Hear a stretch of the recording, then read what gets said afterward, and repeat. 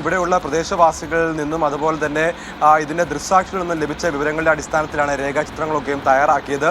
ഈ രേഖാചിത്രങ്ങളുടെ അടിസ്ഥാനത്തിൽ ഇപ്പോൾ അന്വേഷണം ആരംഭിച്ചിരിക്കുന്നത്. പ്രത്യേകിച്ച് ബൈസൺ വാലി അടക്കമുള്ള മേഖലകളിൽ വനമേഖലകളിലാണ് ഇപ്പോൾ തെരച്ചിൽ ഊർജിതമാക്കിയിരിക്കുന്നത്. ഇന്നലെ ഏകദേശം 2:20 കൂടിയാണ് ഇത്തരത്തിലുള്ള ഒരു ആക്രമണം ഉണ്ടാകുന്നത്. ഇന്നിപ്പോൾ 24 മണിക്കൂർ പിന്നിട്ടിരിക്കുകയാണ്. ഇതുവരെയും ഈ ഭീകരരെ സംബന്ധിച്ച് യാതൊരു തെളിവും അല്ലെങ്കിൽ ഒരു തുമ്പും ഇന്ത്യയിലെ അന്വേഷണ വിഭാഗത്തിന് ലഭിച്ചിട്ടില്ല. പ്രത്യേകിച്ച് അവിടെ നിന്നും എത്തിയവർ അല്ലെങ്കിൽ അവിടെ ഉണ്ടായിരുന്ന ചില ദൃക്സാക്ഷികൾ നിന്ന് മീഡിയാവിനോട് പറഞ്ഞതനുസരിച്ച്, അതായത് ഇവർ പാകിസ്ഥാനികളാണ് എന്നുള്ള രീതിയിലേക്ക് ഉറപ്പിക്കുന്ന, പ്രത്യേകിച്ച് അവർ കശ്മീരികളല്ല എന്ന് ആദ്യമേ തന്നെ ഇവരുടെ രീതികളും അല്ലെങ്കിൽ അവരുടെ ഒരു സ്കിൻ ടോൺ അടക്കമുള്ള കാര്യങ്ങൾ സൂചിപ്പിച്ച് നമ്മൾ കേട്ടതാണ്. എന്തായാലും ഇതുമായി ബന്ധപ്പെട്ടുള്ള കൂടുതൽ വിശദീകരണങ്ങൾക്കോ അല്ലെങ്കിൽ ഇതുമായി ബന്ധപ്പെട്ടുള്ള തെളിവുകൾക്കൊക്കെയും അന്വേഷണം മുൻപോട്ട് പോകുന്ന സാഹചര്യത്തിലാണ് ഇപ്പോൾ 4 രേഖാചിത്രങ്ങൾ പുറത്തുവിട്ടിരിക്കുന്നത്. എന്തായാലും പാകിസ്ഥാനെതിരെ വലിയ രീതിയിലേക്ക്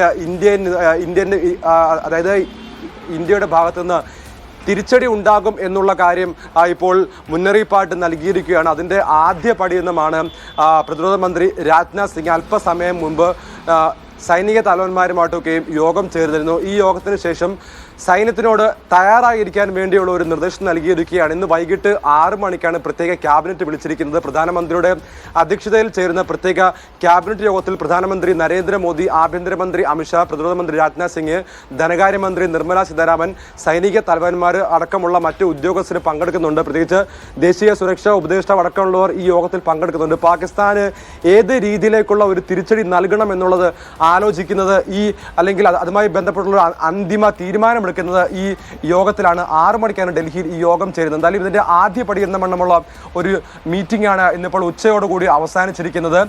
പ്രതിരോധ മന്ത്രി രാജ്നാഥ് സിംഗിന്റെ നേതൃത്വത്തിലാണ് ഈ യോഗം ചേർന്നത്. ഈ യോഗത്തിലാണ് പ്രത്യേകിച്ച് സൈനിക തലവന്മാരോട് ഏത് അടിയന്തര ഘട്ടവും നേരിടാൻ വേണ്ടി സൈന്യത്തോട് തയ്യാറെടുത്തിരിക്കുക എന്നുള്ള നിർദ്ദേശം ഇപ്പോൾ അദ്ദേഹം നൽകിയിരിക്കുന്നത്. എന്തായാലും ആഭ്യന്തര മേഖലയിൽ മാത്രമല്ല, പ്രത്യേകിച്ച് നയതന്ത്ര മേഖലയിലുള്ള വലിയൊരു തിരിച്ചടിക്ക് വേണ്ടിയാണ് ഇന്ത്യ ഒരുങ്ങുന്നത്. പ്രത്യേകിച്ച് 1960 നെഹ്റുവും അതുപോലെ തന്നെ അയൂബ് ഖാൻ തമ്മിൽ ഒപ്പിട്ട സിന്ധു നദീജല കരാർ അത് നിർത്തലാക്കുന്ന തരത്തിലേക്ക് പോകുന്ന ഒരു നയം സ്വീകരിക്കാൻ വേണ്ടി ഇന്ത്യ ഒരുങ്ങുന്നു എന്നുള്ള വാർത്തകളാണ് ഇപ്പോൾ പങ്കുവയ്ക്കാനുള്ളത്. അതോടൊപ്പം തന്നെ ഇസ്ലാമാബാദിലുള്ള ഇന്ത്യയുടെ ഹൈ കമ്മീഷൻ അടയ്ക്കാനുമുള്ള ഒരു നിർദ്ദേശം നൽകാൻ ഒരുങ്ങുന്നതാണ് മനസ്സിലാക്കുന്നത്. പ്രത്യേകിച്ച് പ്രത്യക്ഷത്തിൽ പാകിസ്ഥാനോടുള്ള എല്ലാവിധ ബന്ധങ്ങളും അവസാനിപ്പിക്കാൻ വേണ്ടി ഇന്ത്യ തയ്യാറെടുക്കുകയാണ്. അതിന്റെ ആദ്യ പടി എന്ന മണ്ണമാണ് ഇത്തരത്തിലുള്ള നയതന്ത്ര ബന്ധങ്ങൾ അവസാനിപ്പിക്കുക എന്നുള്ളൊരു തീരുമാനത്തിലേക്ക് ഇന്ത്യ എത്തുന്നത്.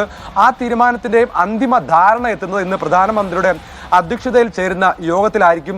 ഈ യോഗത്തിലാണ് കൃത്യമായിട്ട് പാകിസ്ഥാനെതിരെ ഒരു പ്രത്യക്ഷ ആക്രമണത്തിന് തയ്യാറാണോ അല്ലെങ്കിൽ ഇത്തരത്തിലുള്ള ഒരു നീക്കത്തിലേക്ക് നീങ്ങണോ എന്നുള്ള കാര്യത്തിലേക്കുള്ള അന്തിമ തീരുമാനമെടുക്കുക. എന്തായാലും ഇതുമായി ബന്ധപ്പെട്ടുള്ള അന്വേഷണം ഇപ്പോൾ പുരോഗമിച്ചുകൊണ്ടിരിക്കുകയാണ്. ഈ 4 രേഖാചിത്രങ്ങളുടെ അടിസ്ഥാനത്തിലാണ് ഇപ്പോൾ അന്വേഷണം നടക്കുന്നത്. ഇവർ ഈ ബൈസൺ വാലി അടക്കമുള്ള മേഖലകളിൽ വനമേഖലകളിൽ പതിയിരുപ്പുണ്ടെന്നാണ് ഇപ്പോൾ ലഭിച്ചിരിക്കുന്ന വിവരം. അതിന്റെ അടിസ്ഥാനത്തിലാണ് 3 സൈനിക തലവന്മാരുടെയൊക്കെയും യോഗം ഡൽഹിയിൽ ചേർന്നത്. എന്തായാലും സംയുക്ത സേനയുടെ ആഭിമുഖ്യത്തിലുള്ള തെരച്ചിൽ ഇപ്പോഴും പുരോഗമിക്കുകയാണ്. അതിനിടയിലാണ് ഈ ഉറി അടക്കമുള്ള മേഖലയിൽ ഭീകരാക്രമണം ഉണ്ടായത്. 2 നുഴഞ്ഞേറ്റക്കാരെ വധിക്കുന്ന കാഴ്ച നമ്മൾ കണ്ടതാണ്. അതായത് ഇതുമായി ബന്ധപ്പെട്ട് ജമ്മു കാശ്മീരിന്റെ വിവിധ മേഖലകളിൽ സുരക്ഷ ഇപ്പോൾ ശക്തമാക്കിയിട്ടുണ്ട്. അതിന്റെ ആദ്യ പടി എന്നവണ്ണമാണ് ഈ ഒരു യോഗം ചേർന്നിരിക്കുന്നത്. വൈകിട്ട് 6 മണിക്ക് ചേരുന്ന പ്രത്യേക മന്ത്രിസഭ യോഗത്തിലായിരിക്കും പാകിസ്ഥാനെതിരെ ഏത് തരത്തിലുള്ള നിലപാട് വേണം എന്നുള്ളതിൽ അന്തിമ തീരുമാനമുണ്ടാവുക. സൈഫുദ്ദീൻ, വൈകുന്നേരം 6 മണിക്ക് ചേരുന്ന അടിയന്തര മന്ത്രിസഭാ യോഗം വളരെ നിർണായകമാണ്, പ്രധാനപ്പെട്ടതാണ്. ഏത് രീതിയിൽ പാകിസ്ഥാനോട് അല്ലെങ്കിൽ ഈ ഭീകരവാദികൾക്കെതിരായ ഓപ്പറേഷൻ കുറെ കൂടി കർശനമാക്കാമെന്നുള്ള കാര്യത്തിലുള്ള ആലോചനകളെല്ലാം ആ യോഗത്തിലുണ്ടാകും എന്ന് മനസ്സിലാക്കുന്നു. ഒപ്പം ഏത് നിമിഷവും പോരാട്ടത്തിന് തയ്യാറാകാൻ രാജ്നാഥ് സിംഗ് കേന്ദ്ര ആഭ്യന്തരമന്ത്രി കേന്ദ്ര പ്രതിരോധ മന്ത്രി കേന്ദ്രസേനയ്ക്ക് നിർദ്ദേശം നൽകുകയും ചെയ്തിട്ടുണ്ട്. ഒപ്പം ഭീകരവിരുദ്ധ പ്രവർത്തനങ്ങൾ കർശനമാക്കണമെന്നുള്ള മുന്നറിയിപ്പും ഉണ്ടാകുന്നതിലേക്ക് വൈകുന്നേരം നടക്കുന്ന യോഗം വളരെ നിർണായകമാണ്. സജു തുടരുക. ഇപ്പോൾ അരവിന്ദ് കൂടിയുണ്ട്. പഹൽഗാം ഭീകരാക്രമണത്തിൽ 26 പേർ കൊല്ലപ്പെട്ടതായി ഔദ്യോഗിക സ്ഥിരീകരണം. പരിക്കേറ്റ 15 പേർ ചികിത്സയിലാണ്. ഭീകരാക്രമണം നടന്ന പഹൽഗാമിലെ ബൈസൺ വാലി അമിത് ഷാ സന്ദർശിച്ചു. അടിയന്തര കേന്ദ്ര മന്ത്രിസഭാ യോഗം വൈകിട്ട് 6 മണിക്ക് ചേരും.